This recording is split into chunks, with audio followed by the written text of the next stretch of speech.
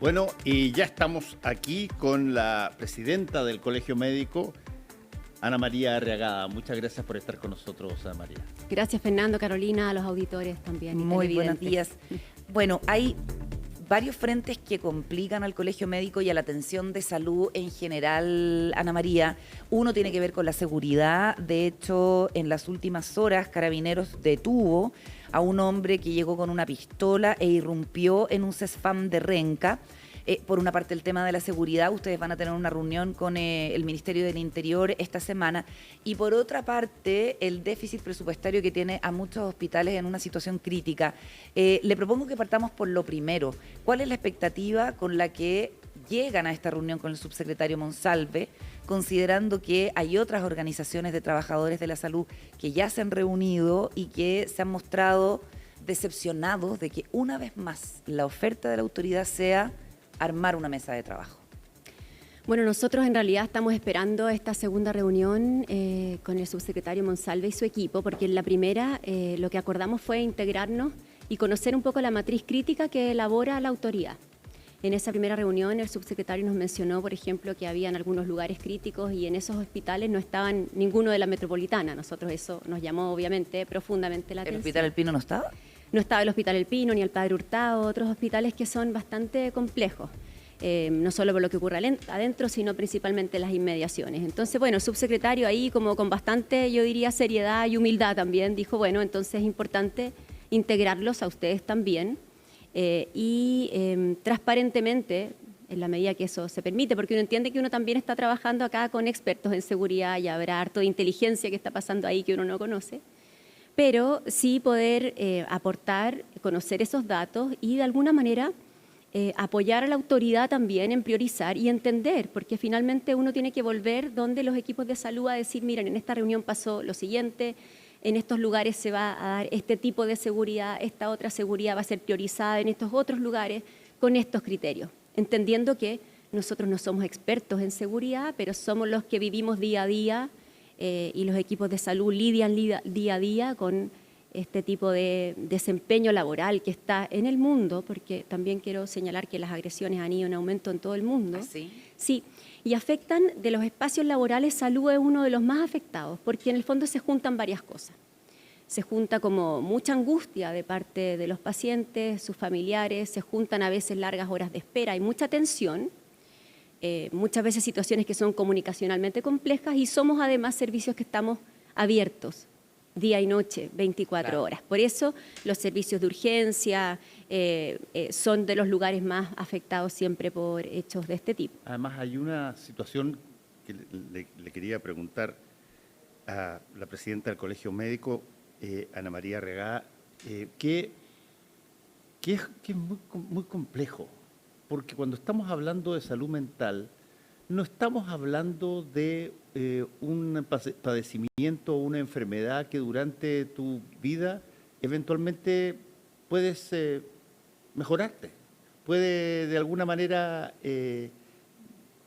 corregirse incluso quirúrgicamente o a través de algo. No, estamos hablando de una situación que te afecta enteramente, pero te afecta en aquello que es lo probablemente más indicativo de la existencia del ser humano respecto de cualquier otra especie, que tiene que ver con la reflexión, que tiene que ver con tu cerebro, llámalo así.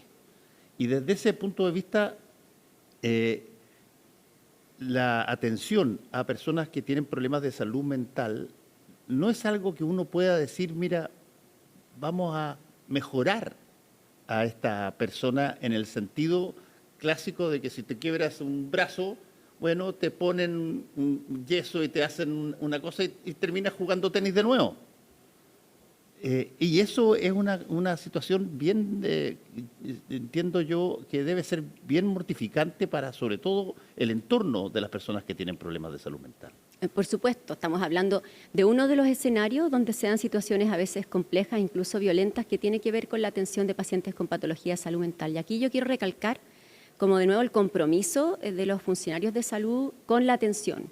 En todos los protocolos de agresiones que existen hoy día, cuando se dice, por ejemplo, usted puede alejarse de la persona, puede dejar de atenderla solo si esa persona no corre riesgo.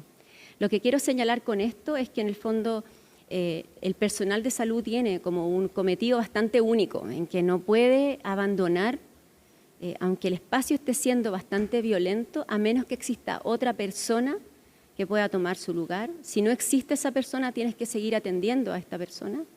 Por supuesto, y por eso digo, aquí es distinta la agresión o violencia en el contexto de una relación con un paciente que no tiene salud mental a con un paciente que lo tiene. Y finalmente, y un tercer tipo, es la violencia de tipo delictual, que yo diría que tiene complejidades distintas. Por eso nosotros le hemos dicho a la autoridad, nosotros tenemos protocolos hace ya varios años que lidian con las situaciones comunicacionalmente complejas, que lidian con la violencia o la agresión, también con patologías de salud mental que pueden estar descompensados. Pero esta violencia delictual, esta violencia con armas de grueso calibre, esta violencia que desprecia la vida, que es capaz de entrar a un CESFAM amenazando, ¿cierto? Amenazando si es que uno atiende a las personas de que voy a venir a reventar el lugar, como pasó hace poco, es una violencia con la que nosotros no tenemos ninguna forma de lidiar. Doctora, estamos con la doctora Ana María Arriagada, presidenta del Colegio Médico. ¿El peor momento, usted diría, en la atención, sobre todo primaria, por estas circunstancias que se están dando?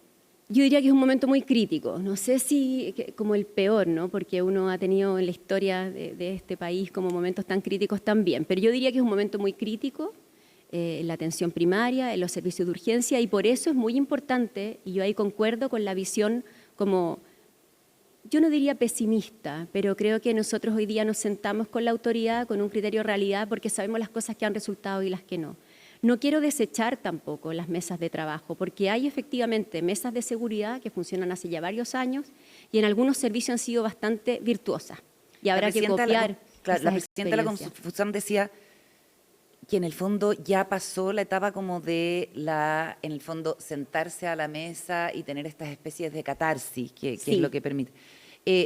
Porque ahora la cuestión es una cosa de permanente agresión, de permanente amenaza, amenazas de que van a violar a funcionarios, amenazas de que los van a asesinar. Y también decía ella, Gabriela Flores, en una entrevista acá, que hay mucha demora de reacción por parte de Carabineros y de alguna manera también implicaba que la Fiscalía le baja el perfil a las agresiones que está sufriendo el personal médico y que también afecta a su salud mental, por supuesto. En ese sentido yo le quería preguntar, ¿ha habido más renuncias de médicos y de personal de la salud en el contexto que estamos? Yo creo que eso es indudable. Nosotros hemos tenido algunos hechos especialmente complejos y violentos en que las personas no pueden volver a ese lugar.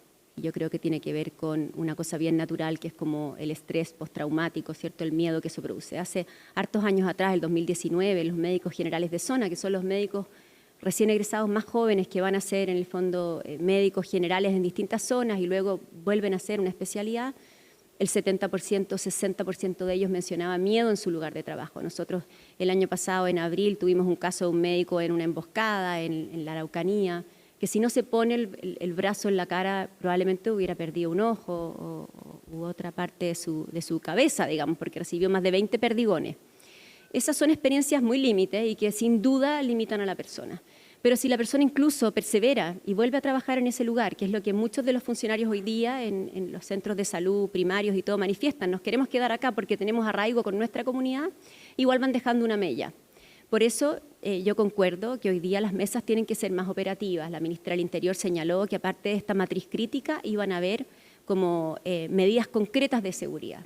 Y nosotros creemos que esas medidas tienen que ser puestas. Pero acá siendo bien también integrales de alguna manera en enfocar esto, claro, nosotros necesitamos botones de pánico, necesitamos protocolos que funcionen, necesitamos comunicación con carabineros. En muchos lugares la presencia de carabineros debiera ser toda la noche durante un turno, ¿cierto? Pero también necesitamos buena iluminación, necesitamos paraderos que estén cerca, buena locomoción, o sea, necesitamos que el Estado entero se haga parte en los lugares. Estamos conversando con la presidenta del Colegio Médico, Ana María Arriagada.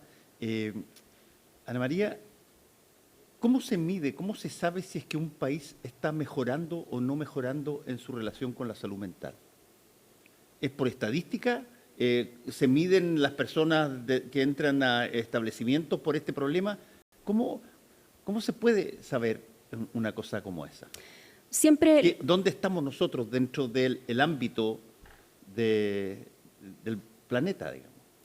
Bueno, nosotros tenemos como hartos problemas en ese sentido. Somos como un país con altos niveles como de sedentarismo, de obesidad, y también tenemos una tasa importante de depresión, especialmente en población adolescente.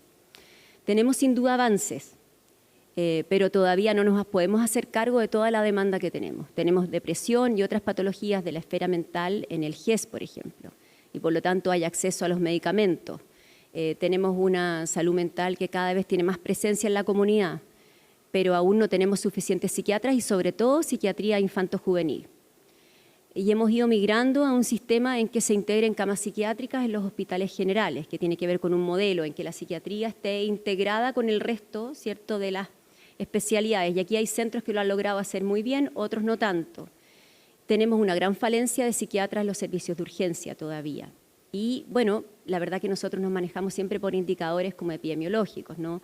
Tasa de suicidio, tasa de depresión, incluso se puede unir también eso con dispensación de medicamentos, y ahí más o menos uno tiene como una idea y un panorama global. Ahora, pero la salud mental del mundo en general, de la sociedad occidental, esta es una sociedad que es tremendamente neurotizante, entonces de alguna manera todos estamos inmersos ahí y sin duda Chile también tiene problemas serios todavía. ¿Cómo se estimula, por ejemplo, a un país, a una sociedad, para que muchachos que salen del colegio vayan a carreras que son imperativas tenerlas, como por ejemplo psiquiatría, como por ejemplo las otras variantes de medicina, incluso en salud mental, que yo lo he escuchado mucho esto que usted está diciendo, de que no tenemos la suficiente cantidad de gente que quiere ser profesional de la salud mental, por ejemplo. Entonces ya, ¿cómo se hace? Porque importas gente, ¿qué haces?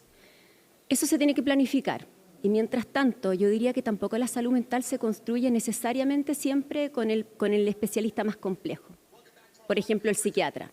Sino que la salud mental también se construye con otros miembros del equipo de salud que apoyen a ese psiquiatra o que finalmente manejen la mayor parte de las patologías un poco más simples, ¿no? Y uno habla también aquí, existe mucha necesidad de terapeuta ocupacional, de psicólogos, que son profesionales que se forman en menos años que un psiquiatra y que perfectamente podrían apoyar, ¿no es cierto?, en la salud mental de la comunidad. Pero se apoya también desde los colegios, se apoya también desde las instituciones deportivas, las municipalidades. O sea, hoy día también el discurso de la psiquiatría es un discurso también de mucho más equipo de salud y mucho más como trabajo un poquito, uno podría decir como arriba, ¿no?, en las condiciones o las condicionantes de la salud mental. Es difícil que resolvamos el tema de la salud mental infanto-juvenil o de si no tenemos áreas verdes, si tenemos los niños encerrados, si tenemos tanto susto de que salgan. Entonces, en el fondo, eso es también complejo. Y hoy día que hablamos como de presupuesto, también es importante poner ahí,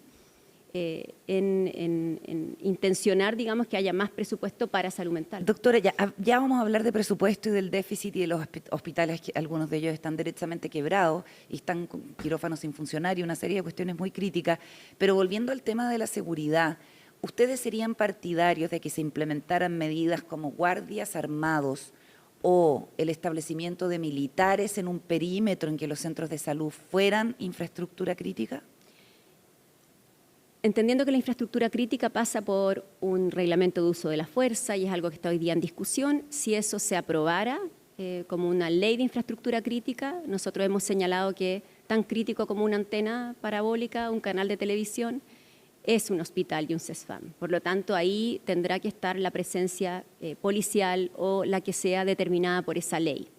¿Es algo que van a plantearle el miércoles al subsecretario Monsalve? ¿Es algo que les interesa empujar, que más allá de carabineros que se ve que no son suficientes, pueda haber otro tipo de personal armado? Yo creo que lo más importante es planificar esto, porque la verdad que ya hay personal armado en algunas zonas de la Araucanía, ¿cierto? Entonces, nosotros creemos que es importante de nuevo conocer la matriz crítica del país y establecer que se ponga toda la seguridad necesaria para que de aquí a una década en la que uno espera que el país migre a una situación de control de la violencia, ¿cierto?, y que estemos mejor, pero mientras tanto habrá que proteger a la gente con todo lo necesario. Si hay una ley de infraestructura crítica, nosotros no somos expertos de seguridad, pero que avance con un reglamento adecuado de uso de la fuerza, bueno, los CESFAM y los hospitales tendrán que estar protegidos de esa manera. Vamos al tema del presupuesto en salud, se está debatiendo ahora. ¿Cuál es la postura del Colegio Médico y, de alguna manera, el diagnóstico de lo que está pasando en muchos hospitales? El diagnóstico nuestro es que acá hay una manera estructural de asignar el presupuesto que está haciendo crisis. La verdad que todos los años a nosotros se nos da menos de lo que gastamos. No hay como un espacio presupuestario de mucho crecimiento. Incluso cuando uno mira, por ejemplo, FONASA cuando tiene más recaudación porque tiene más afiliados, que es lo que ha pasado ahora con la migración de ISAPRE a FONASA, esa es plata que finalmente se le resta del aporte fiscal, que da igual. Entonces, más allá de la capacidad de gestión de un hospital, siempre pasa que en septiembre tú dependes de una remesa, de una cantidad de recursos que se aportan para que los hospitales lleguen a fin de año. Y este año eso se atrasó. Y se atrasó a niveles, a nuestro juicio, peligrosos y que afectan y que pueden afectar gravemente, y ya lo están haciendo, la salud de las personas.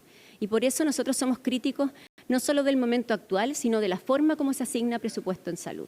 Hay que pensar que el presupuesto del otro año, claro, crece un 4%, pero ya este año hemos gastado prácticamente 800.000 millones más que lo que se nos asignó. Entonces, ¿el presupuesto del otro año va a dar cuenta de eso? Creemos que no, y vamos a estar de nuevo en esta situación. Entonces, nosotros creemos que aquí hay que avanzar en diseñar una manera de asignar el presupuesto a salud que sea real, que tenga que ver con los costos crecientes de la salud, con la complejidad, porque hoy día se le ha pedido este año a los hospitales que produzcan más. De hecho, lo han hecho. Han aumentado su eficiencia en los pabellones. Hay una serie de intervenciones que el Ministerio ha realizado en algunos pabellones, porque ha ido eligiendo como plan piloto, pero que implican, por supuesto, más gastos, y eso no se traduce luego y termina siendo para los hospitales una gran presión de gasto o una deuda que hoy día no tienen cómo solventar si es que de Hacienda no se inyectan los recursos para llegar a fin de año. Ahora, aquí en lo que usted está diciendo hay un punto que yo considero que es trascendental. Nada de lo que estamos viviendo y lo que usted está contando era ignorado que iba a pasar. ¿Por qué? Porque nosotros vemos las estadísticas, por ejemplo, de la media de envejecimiento o de media de la población. Y hemos visto, pero incesantemente desde hace 30 o 40 años, un crecimiento de la vida de las personas. Y por lo tanto sabemos que un país que envejece, porque mueren mucho menos personas hoy que lo que morían históricamente, y hay más formas de mantener a las personas vivas e incluso activas, bueno, eso va a generar una presión mucho más fuerte en términos de las atenciones de salud y un montón de otras variantes. No se puede decir no lo vimos venir, porque en las estadísticas te está mostrando año a año, década a década, que tú te has transformado en un país moderno donde tu media de expectativa de vida es mucho más alta y por lo tanto vas a tener este tipo de problemas mucho más seguidamente. Absolutamente, además hay patologías y usted dice, claro, hemos vivido más porque, claro, antes con algunas enfermedades, algunos tipos de leucemia, algunos cánceres, ¿no? Las personas tenían una poca expectativa de vida. Hoy se hacen trasplantes en hospitales públicos, programas tremendamente complejos que salvan vidas de las personas. Hoy día el tratamiento de un paciente con artritis reumatoidea prácticamente disminuye muchísimo el dolor, mejora su calidad de vida, pero a costa de tratamientos biológicos que son de alto costo. Entonces yo creo que efectivamente aquí está pasando como una especie de clivaje, ¿no? Porque también han habido herramientas de gestión que hoy día muestran y que le pagan a los hospitales por productividad. Hoy día se le paga al hospital en gran parte no por lo que hace, sino por los problemas de salud que resuelve. Y eso nos permite transparentemente pararnos frente a Hacienda y decir efectivamente cuánto gastamos. Pero eso está presionando mucho a Hacienda, que se está comportando como si en realidad no tuviera claridad de eso. Y nosotros lo que queremos hacer es que Salud se pare frente a Hacienda y le muestre que con las mismas herramientas de gestión que hemos incorporado podemos demostrarle a Hacienda fehacientemente que nosotros somos cada vez mejores gestores en la salud pública. Ana María, y la doctora Jimena Aguilera, que está a cargo del ministerio, ¿usted la ve con el liderazgo necesario para, de alguna manera, imponerse ante Hacienda? Yo creo que eso es difícil porque históricamente siempre Salud se para frente a Hacienda y de alguna manera agacha el moño, ¿no? Y Hacienda siempre se para ahí y dice es que ustedes tienen un espacio de gestión. Claro. Yo creo que este ministerio ha gestionado todo lo que ha podido y hoy que Hacienda está con la puerta bastante cerrada, nosotros, los gremios, y no solamente el Colegio Médico, pero nosotros estamos muy fuertes en eso, presionando por eso a la DIPRES y a Hacienda. para que trasladen los recursos, porque también acá se da una estructura que es muy como también del poder, ¿no? Nosotros somos los que estamos en terreno y conocemos diariamente las necesidades de los equipos. Conocemos lo que está costando hoy día lidiar con poner en funcionamiento los pabellones, con comprar insumos, con quien no tiene las prótesis para operar las caderas, en fin, todas esas situaciones las conocemos. Pareciera que la autoridad de pronto no las conoce también. Ana María, ¿cómo se puede entender que en pleno siglo XXI, en la era de la inteligencia artificial, no haya mecanismos que eficienten la gestión? Por ejemplo, en el caso de las listas de espera, ¿hay un espacio ahí para precisamente hacer más eficiente la gestión en salud por la vía de la utilización de estas herramientas? ¿No funciona el sistema de salud y la administración del presupuesto de salud todavía más cerca del siglo XIX que del siglo XXI? Yo creo que eso es injusto, porque siento que hemos mejorado, sin duda. Lo que yo explicaba recién, tenemos herramientas de gestión, tenemos hoy día una informatización en general, pero tenemos sistemas informáticos que de pronto no conversan y que ha costado integrar. Y por lo tanto, evidentemente, en la gestión de lista de espera se nota que al Estado chileno le cuesta modernizarse, ¿no? Y tiene que dar un salto en ese sentido, para que efectivamente, por ejemplo, se puedan imbricar el sistema privado y el sistema público en resolver la lista de espera. A veces se dice, pero es que aquí no hay como suficiente relación público-privada, y nosotros decimos, no, estaría súper bueno que la capacidad instalada del sistema privado se pliegue a la lista de espera, pero eso tiene que también llevar a una modernización también de la información. Porque lo peor que puede pasar es que un paciente tú lo resuelvas en el sistema privado y luego no lo sepas en el sistema público donde él tiene que volver. Entonces, hay complejidades ahí, la contactabilidad de los pacientes, la brecha digital que todavía existe, ¿cierto? En un paciente, por ejemplo, que es un paciente que tiene una cierta discapacidad o una capacidad disminuida o una cierta edad, en que no le resulta tanto actualizar, no recibe el mensaje a través de un Instagram, ¿no? Sí. Entonces, obviamente aquí hay brechas de las personas, hay también una brecha del sistema y hay una falta de modernización del Estado para que efectivamente podamos plegar todos los esfuerzos públicos y privados a resolver tiempos de espera. Nosotros como colegio lo que vamos a plantear es que si la lista de espera está valorizada, queremos que haya un acuerdo en el presupuesto del otro año entre el Congreso y el Ejecutivo para que se inyecten el año 2025 un tercio de esos recursos y en 3 años resolvamos la lista de espera. En 3 años. La lista de espera al día de hoy. Al día de hoy. Porque nunca va a desaparecer, ¿se entiende? Pero yo creo que la solución del problema pasa por lo que usted dice, por modernizar eficientemente el Estado y, entre otras cosas y principalmente, modernizar lo que es la interoperabilidad de las fichas y los registros. Y lo último, ¿qué le parece la cantidad de fondos que gasta el fisco en la derivación de pacientes al sector privado de salud? Hoy día es necesaria toda la capacidad instalada. Si eso se hace y se hace en forma regular, y hoy día tenemos una ley de compras, tenemos Contraloría, tenemos auditores dentro de los hospitales y por lo tanto somos capaces de abordar lo que es la compra de servicios, pero sin duda nuestra primera tarea y la más eficiente es operativizar al máximo el servicio público, porque hay capacidad instalada y hay capacidad de hacer más cosas con las personas que trabajan ahí, que trabajan en ese lugar, que conocen a esos pacientes. Para el paciente también sin duda es la mejor solución. Cuando uno traslada a un paciente 7 comunas al oeste, digamos, a resolver un tema de salud, de alguna manera igual es una complicación para él o para ella. Esta persona quiere ser intervenido por el equipo que conoce. Los hospitales son hoy día lugares con una complejidad creciente, donde se pueden hacer cargo de todo lo que pase con esa persona y, por lo tanto, sin duda el espacio más eficiente es fortalecer lo público y cuando eso ya toca un techo, ¿no?, comprar servicios a privados de forma regular. E insisto, yo creo que en Chile existen y en eso también reconozco que hemos ido mejorando las capacidades de controlar la compra a privados con sanciones administrativas y de otro tipo y con una regulación que es bastante potente hoy. La doctora Ana María Regadas, presidenta del Colegio Médico, ha conversado esta mañana acá con nosotros. Muchas gracias, Ana María. Tan fácil que se ve todo en las series de televisión. Doctor House siempre arregla todo. Todo fantásticamente. En Grey's Anatomy. Claro, ¿Cuál es tu serie favorita? Es que yo soy más antigua. ¿Cuál? A mí me gusta Hombres de Blanco. Hombres de Blanco. Ben Casey. Hombres de Blanco. Claro, yo soy más antigua. Muchas gracias. Gracias.